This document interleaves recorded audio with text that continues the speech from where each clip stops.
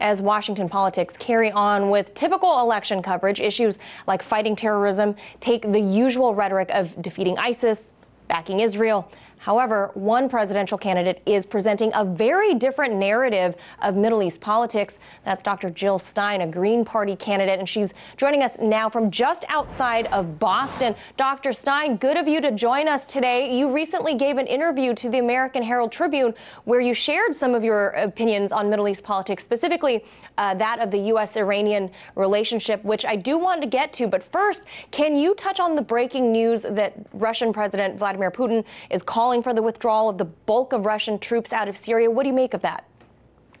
I think this is a wonderful step forward, and this is the direction I think we need to go in, not just the Russians, but the U.S. as well. We have long, my campaign has been calling for not another war on terror, which only has created more terror.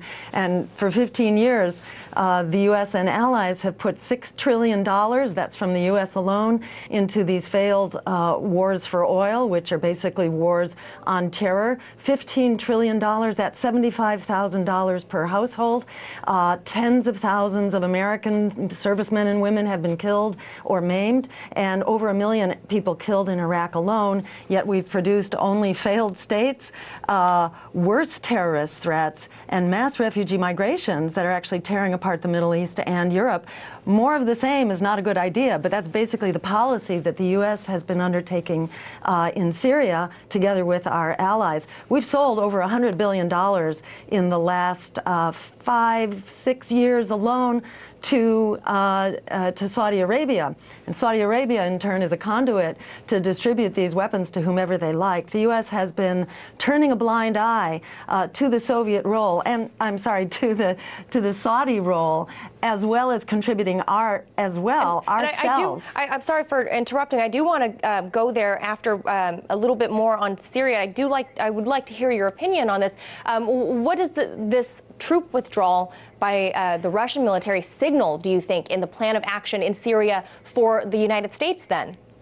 Well, what it should signal is that we need to work together with the Russians, not only on the ceasefire, as well as on a peace process, but we need, I think, in my opinion and many experts' opinion, we need a weapons embargo. The U.S. in particular, but the Russians as well, and the Iranians, and the French, and the Canadians, and everybody and their mother has been selling weapons to the Middle East. We've been applying a flamethrower, basically, to a conflict that in many ways represents a war over fossil fuels and who gets to build their pipeline through Syria. Far better if we demilitarize this and instead put our dollars into actually transitioning to clean renewable energy, solar energy, for example, so we don't have to be fighting these wars for oil, which are essentially a lose-lose proposition for everyone. There is a win-win solution here, and it starts with a weapons embargo, a ceasefire, and actually seizing the funds of those countries who continue to fund terrorism, and that includes the Saudis, the Turks, the Qataris, etc. We need to get serious. We can't simultaneously fight terrorism while, with the other hand, we and our allies are funding terrorism and arming terrorism. This isn't rocket science. We just need to do the right thing. Now, let's switch gears back to your statements to the American Herald Tribune. Your very cogent argument there that it's not a zero-sum game. Can you explain to the viewers why you feel that the strain in the U.S.-Iranian relations was actually first initiated by the U.S.? Well, let's not use political amnesia here, which is employed most of the time by our establishment politicians and their political parties and the corporate media. How did all this begin? This began because the U.S. overthrew the democratically elected government of Iran because Iran didn't want BP, British Petroleum, in there stealing their oil. So they were taking back their national resource for the people of Iran. And basically, the U.S. and the Brits essentially overthrew a democratically elected government. One of the first modern examples examples of regime change. And we've seen what a disaster regime change has been in Libya, in Iraq, the efforts in Afghanistan, absolutely. And Iran is the original example. All the rest with Iran has followed downstream from absolutely. that. Iran is just one country in that region where the U.S. government led the toppling of a secular government. Many say that today's example of that could be Libya with the ousting of Muammar Gaddafi. You mentioned Libya. Do you agree? And do you think that what's to come in Libya might be far worse than what they had in Gaddafi? There's no question. Libya has become, ground zero, or maybe it's ground 1 or 2. There are a few, areas where ISIS is basically running rampant, and that's essentially what is the rule and not the exception. When you create regime change, you basically open up the chaos, the war, the poverty in which terrorism breeds rampantly. So, to continue militarizing the conflict in Libya is exactly the wrong thing to do. This again is another case of where we need a weapons embargo to freeze the funding for terrorist groups and to support a real peace process and support the grassroots democratic groups on the ground. Now, as you mentioned, the U.S. foreign policy is essentially talking out of both sides of its mouth when it comes to defeating terrorists there in the Middle East. You said it's because the U.S. turns a $6 trillion blind eye to the Saudis, and you explained some of that there. What's the U.S. to do then if the U.S. government is bedfellows with the Saudi monarchy? We need a foreign policy across the board that's based on international law, human rights, and diplomacy, not on total economic and military domination.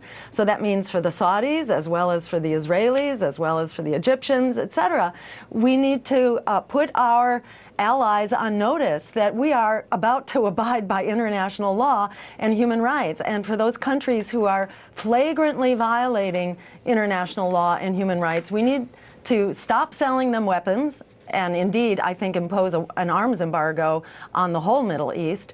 And we need to impound the bank accounts. For 15 years, the U.S. has been talking about reining in the Saudis. It was known at the time of the 9/11 Commission, and before that, that the Saudis were the major force, not only that most of the terrorists that attacked the U.S. were Saudi, but that the funding was coming from sources inside of the Saudi monarchy in the country. So, we've been telling the Saudis to clean up their act for some time. Hillary Clinton herself revealed in a State Department memo that was leaked by WikiLeaks in 2009 that the Saudis are still, the Saudi monarchy and its members and its countrymen are still the major source of funding for global jihad. Now, Dr. Stein, real briefly, speaking of withholding arms from the entire whole of the Middle East, in terms of Israel, you cited that the U.S. spends $8 million a day aiding the Israeli military, which carries on policies of occupation, home demolitions,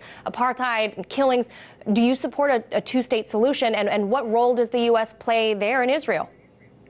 Many authorities argue that it's too late for a two-state solution because the Palestinian territories have been too much sliced up and diced up to be amenable to two states, that a one-state solution is the only way to go. My own feeling is that this is up to the Palestinians and the Israelis to work out among themselves. The grassroots human rights groups in both Israel and in Saudi Arabia have been doing a great job of building community, building confidence, respecting human rights, and basically laying the groundwork that should be that they should be allowed to chart the way for. I don't believe it's the province of the U.S. or any other foreign country to be telling these groups what kind of government they should have. I think we can set standards that we support of human rights and international law, but I believe this is for them to work out, letting the grassroots human rights groups